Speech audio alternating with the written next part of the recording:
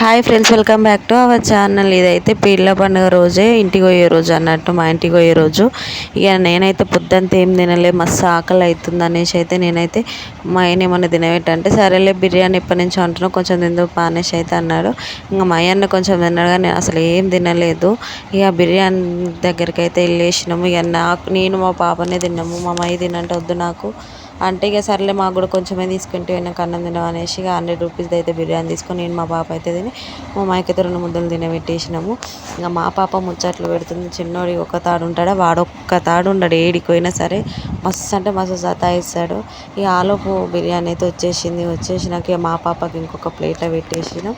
ఇంకొక ప్లేట్లో పెట్టిన తనంతలో తను తింటే కొంచెం మంచిగా ఉంటుంది, తింటుంది అనేసి అయితే తినబెట్ట నేను తింటా అంటే ఇక ఇద్దరం కలిసి తినుకుంటూ కూర్చున్నాం. మా కొంచెం వీడియో తీసి చిన్న ఎత్తుకొని అయితే బయటకు పోయింది. వాడైతే ఒక్క దగ్గర ఉండట్లేదు అస్సలు.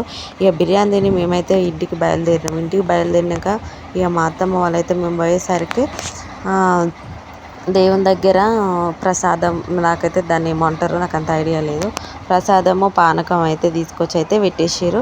అది మాత్రం మస్తు అంటే మస్తు ఉంటుంది. నాకైతే ఫస్ట్ స్టార్టింగ్లో ఏం కూడా తినకపోయేది, తర్వాత నాకైతే అదంటే ఫేవరెట్ అయిపోయింది. చాలా అంటే చాలా బాగుంటుంది.